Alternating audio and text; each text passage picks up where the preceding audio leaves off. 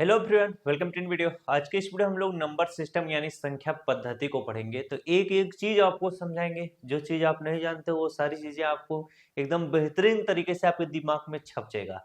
सम संख्या, विषम संख्या, प्राकृतिक संख्या किसे कहते हैं, परिमेय संख्या, भाज्य भाज्य, सब कुछ आपको समझ में आ जाएगा आज के इस वीडियो में। तो एकदम ध्यान से देखिएगा, पहले एकदम ध्यान से सुनो और समझो, इसके बाद आप रफ कॉपी पे नोट करना चाहो तो नोट कर लेना। बात समझ में आ गया कि नहीं? अब यहाँ पर ऐसे ध्यान से पढ़ो कि आपको जैसे शुरू शुरू में सब कुछ बताया जा रहा हो, कुछ आप जानते ना हो। ठीक है, अब यहाँ पर सबसे पहले आपको दिखाई दे रहा है कि प्राकृतिक संख्या किसे कहते हैं। ये लिखा है प्राकृतिक संख्या। क्या प्राकृतिक संख्या किसे कहते हैं?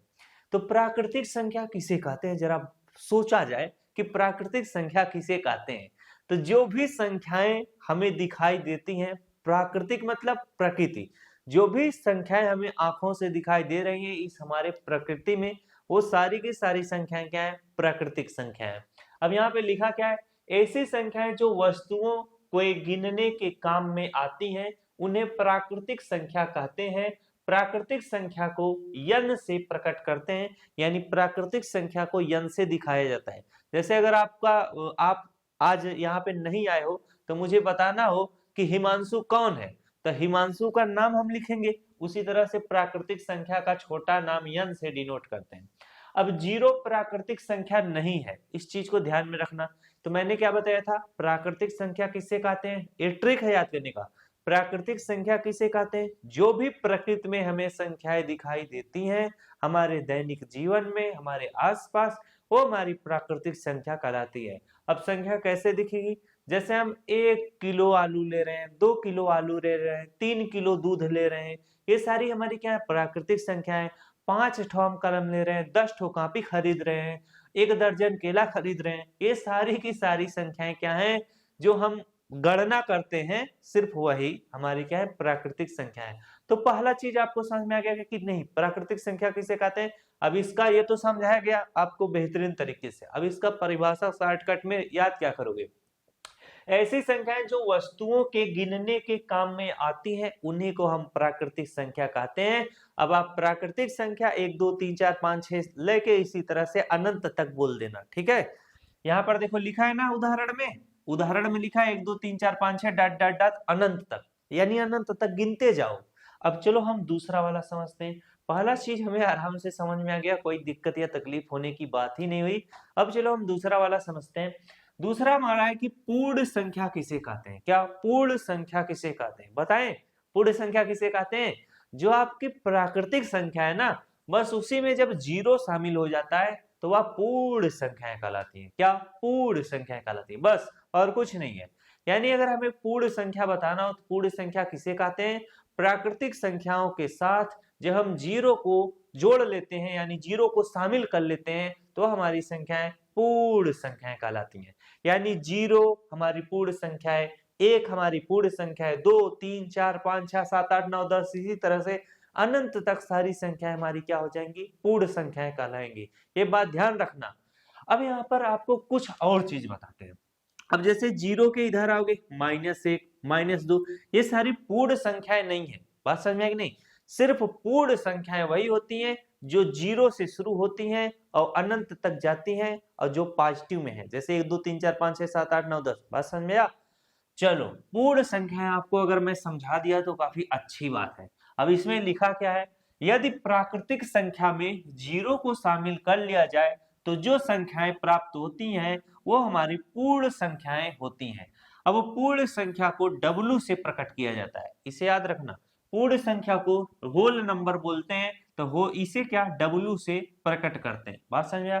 अब जैसे यहाँ पर 0 1 2 3 4 5, ये आपकी पूर्ण संख्या है। कौन सी पूर्ण संख्या है? और इसी तरह से डॉट डॉट अनंत तक चलते जाओ। अब अनंत तक की गिनती आती नहीं, इसीलिए ये अनंत का सिंबल है। ये कहीं भी सिंबल दिखाई दे तो समझ जाना क्या है?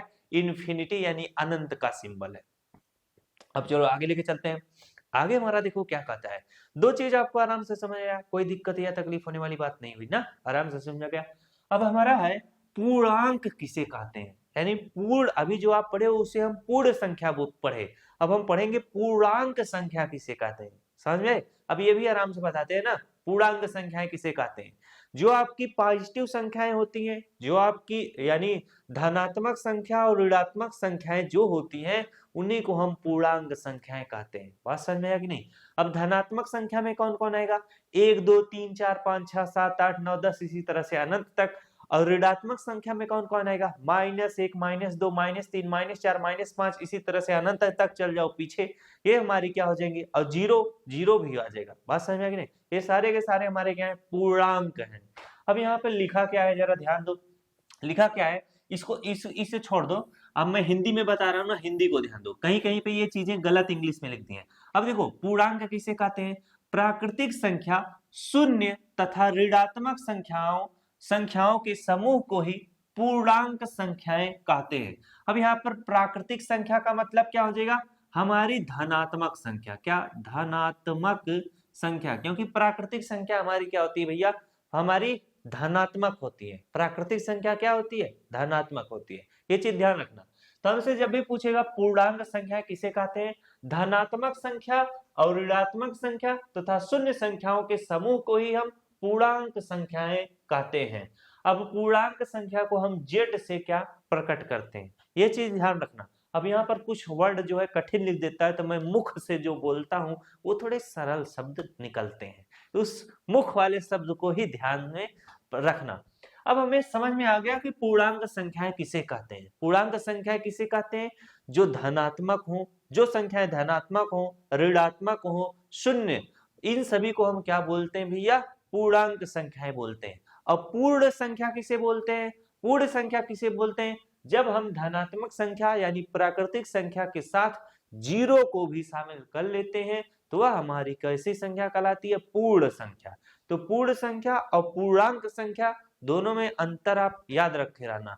जो हमारी पूर्ण संख्या है वह जीरो से शुरू होती है, और जो हमारा पूर्णांक संख्या होती है इसमें जीरो, धनात्मक संख्या, ऋणात्मक संख्या, सारी संख्याएं शामिल होती हैं। अब उदाहरण से समझो, जैसे यहाँ पर देखो जीरो हमारी क्या हो जाएगी भैया? अगर शामिल हो गया तो हमारी पूर्णांक संख्याओं के अंतर्गत आएगा। अब 1 2 3 4 5 इस तरह से गिनते जाओ अनंत तक, और -1 -2 -3 -4 इधर चलाओ अनंत तक। ये हमारी सारी संख्याएं जो भी आप लिख दोगे वो हमारी कैसी संख्या है? पूर्णांक संख्या कहलाएंगी। इसका मतलब अगर मैं -8 लिख दूं तो ये भी हमारी पूर्णांक संख्या है। अगर मैं 8 लिख दूं तो ये भी हमारी पूर्णांक संख्या है। अगर मैं 0 लिख दूं तो भी हमारी पूर्णांक संख्या है। अगर मैं 85 लिख दूं तो ये भी हमारी पूर्णांक संख्या है। अगर मैं -965 लिख दूं ये भी हमारी पूर्णांक संख्या है। बस अब चलो अब ये हमारा क्या है? वास्तविक संख्या किसे कहते हैं? वास्तविक संख्या। अब देखो, जिन पहले तो उदाहरण आप परिभाषा याद कर लो। जिन संख्याओं को नंबर लाइन पे दर्शाया जा सकता है उनको हम वास्तविक संख्याएं कहते हैं। नंबर लाइन आप इस तरह से अपनी किताबों में नंबर लाइन देखे होंगे। यहाँ पे 0 लिखा रहता है, फिर 1 लिखा रहता है, 2 3 4 5, इधर -1 -2 -3 -4। तो जिन संख्याओं को नंबर लाइन पे दर्शाया जा सकता है उन्हें हम वास्तविक संख्याएं कहते हैं। अब देखो ध्यान से सुनो, जिन संख्याओं को हम वास्तविक रूप से देख रहे हैं वो सारी की सारी हमारी वास्तविक संख्याएं कहलाती हैं। ऐसे आप अपने मन से लिख सकते हो उदाहरण। अब यहाँ पर बोला है, इसमें देखो, दशमलव की सारी संख्याएं वास्तविक संख्याएं हैं, भिन्न वाली सारी संख्याएं वास्तविक संख्याएं, ऋणात्मक वाली सारी संख्याएं वास्तविक संख्याएं, धनात्मक, वर्गमूल और आपका परिमेय, अपरिमेय संख्याएं सारी की सारी वास्तविक संख्याएं। अब यहाँ पर मैं उदाहरण से समझाता हूं, ध्यान देना। मैंने बोला धनात्मक संख्या, जैसे 2 85 ये धनात्मक संख्या है तो ये हमारी वास्तविक संख्या है। मैंने बोला ऋणात्मक संख्याएं भी वास्तविक संख्या है, जैसे -8 -64 ये हमारी क्या है? वास्तविक संख्या है। मैंने बोला दशमलव वाली संख्या है वास्तविक संख्या है, 2.5 इसके बाद 85.6 ये हमारी वास्तविक संख्या है। मैंने बोला परिमेय संख्या को हम p/q के रूप में लिख सकते हैं, यानी भिन्न के रूप में। तो 2/3 बातें हमारी क्या है? परिमेय संख्या है। -8/6 भी हमारी परिमेय संख्या है। ये सारी क्या है? हमारी वास्तविक संख्या है। मैंने बोला अपरिमेय संख्या है, जैसे √2 √3 ये सारी क्या है? अपरिमेय संख्या है। अभी परिमेय और अपरिमेय संख्या किसे कहते हैं उससे बताता हूं। तो ये सारे के सारे हमारे क्या हैं? वास्तविक संख्याएं हैं। बात समझ में आया? अब अगर आपसे पूछ दिया जाए 0 वास्तविक संख्या है कि नहीं, तो 0 भी आपकी वास्तविक संख्या है। बात समझ में आया कि नहीं? तो वास्तविक संख्या आप सभी को आराम से समझ में आ गया होगा, कोई भी दिक्कत नहीं हुई होगी। चलिए आगे आपको लेकर चलते हैं। अगला हमारा है सम संख्या किसे कहते हैं। सबसे सरल चीजें हैं। सम संख्या किसे कहते हैं? ऐसी संख्याएं जिसको हम 2 से भाग अगर दे दें और वह कट जाए तो वह संख्या सम संख्या कहलाती है। जैसे यहाँ पर मैं लिखूं कि 8 सम संख्या है कि नहीं है, तो हम 8 में क्या करेंगे, 2 से भाग देंगे, 2 1 के 2, 2 चौके 8, 8 कट गया तो आ गया 4। तो जब 8 कट गया तो 8 हमारा क्या है, सम संख्या। बात समझ में आया? जैसे यहाँ पर मैं 16 दूं और 16 में 2 से भाग दे दूं, 2 अट्ठे कितना होगा 16। अब 16 कट गया तो 16 हमारा क्या है, सम संख्या है। यानी जिन संख्याओं में अगर मैं 2 से भाग दे दूं और वह संख्या कट जाए तो वह संख्या सम संख्या कहलाती है। इस चीज को याद रखे रहना। अब आपको भूलेगा नहीं ना सम संख्या किसे कहते हैं। चलो आगे लेके चलते हैं। यहाँ पर क्या लिखा है इसे छोड़ दो, जो अभी मैं परिभाषा आपको मुख से बोला हूं उसी को नोट कर लो। 2 4 6 8 इसी तरह से डाट डाट आपकी 12, आपकी 14, 18, 20, आपकी 22, 24, जो जो संख्याएं 2 से कटेंगी सारी की सारी आपकी सम संख्याएं कहलाएंगी। अब यहाँ पर अगला है आपकी विषम संख्या किसे कहते हैं? जिन संख्याओं को 2 से भाग देने पर नहीं कटती, यानी ऐसी संख्याएं जो 2 से भाग देने पे नहीं कटती, वो हमारी विषम संख्याएं कहलाती हैं। जो मैं बोल रहा हूं उसी को ध्यान दो, उसी को नोट करो। ये थोड़े कठिन कठिन कभी कभी लिखे जा सकते हैं। बात समझा?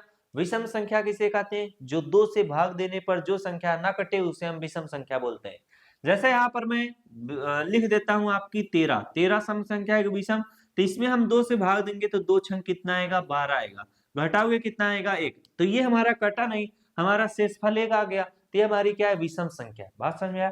जैसे यहाँ पर मैं लिख दूं आपका 5, 5 में 2 से भाग दोगे, 2 दूना कितना हो जाएगा, 4 हो जाएगा। तो 2 से भाग देने पे कटा नहीं, शेषफल तो 1 आ गया। तो ये हमारी क्या है, विषम संख्या है। तो विषम संख्या इसी तरह से होती है।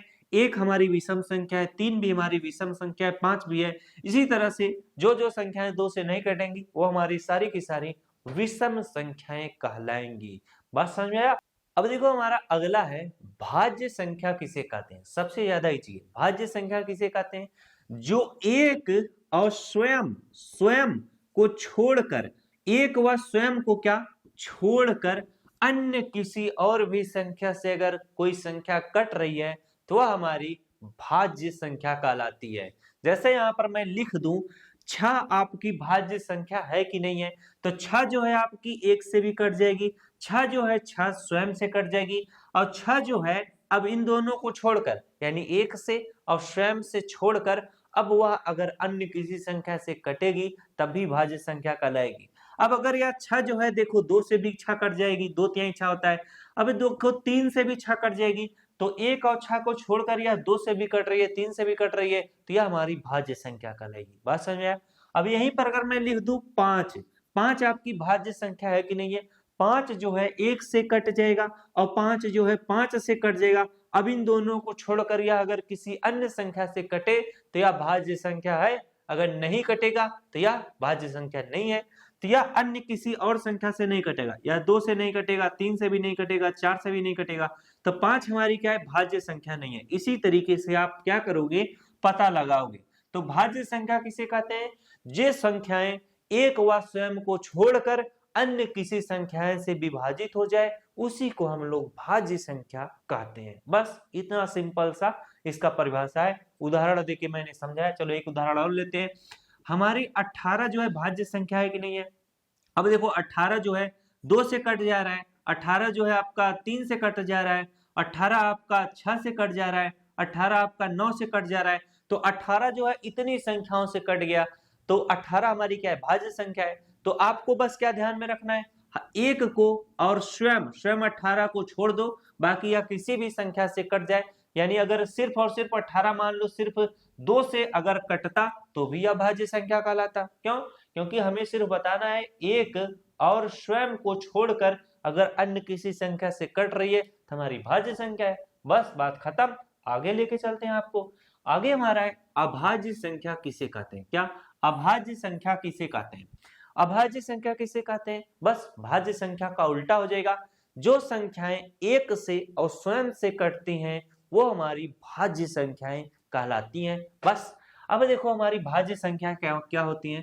2 जो है अब आपकी भाज्य संख्या है कि अभाज्य संख्या, तो 2 जो है आपकी अभाज्य संख्या है। क्यों?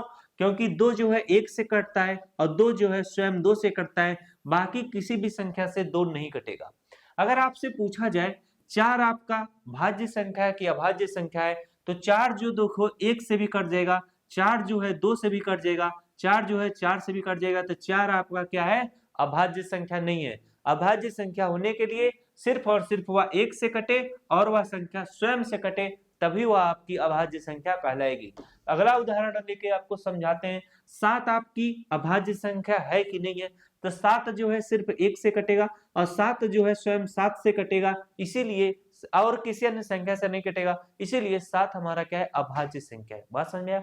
तो यहाँ पर परिभाषा क्या लिखा है, वे प्राकृतिक संख्याएं जो केवल एक या अपने आप से विभाजित हों वे अभाज्य संख्याएं कहलाती है। उदाहरण में 2, 3, 5, 7 और आपका 11 ये सारे क्या है, आपके अभाज्य संख्याएं हैं। बात समझ में आया? 13 भी आपकी अभाज्य संख्या है। बात समझ में आया कि नहीं? 17 भी आपकी अभाज्य संख्या है। चलो आगे लेके चलते हैं। आगे हमारा है परिमेय संख्या किसे कहते हैं। परिमेय संख्या बहुत ज्यादा ही चाहिए। परिमेय संख्या किसे कहते हैं, जिसे मैं p/q के रूप में लिख सकूं, जहां पे जो q होता है वह 0 नहीं होना चाहिए। बात समझ में कि नहीं? यानी p/0 नहीं होना चाहिए, हमेशा p के नीचे कोई ना कोई संख्या होनी चाहिए।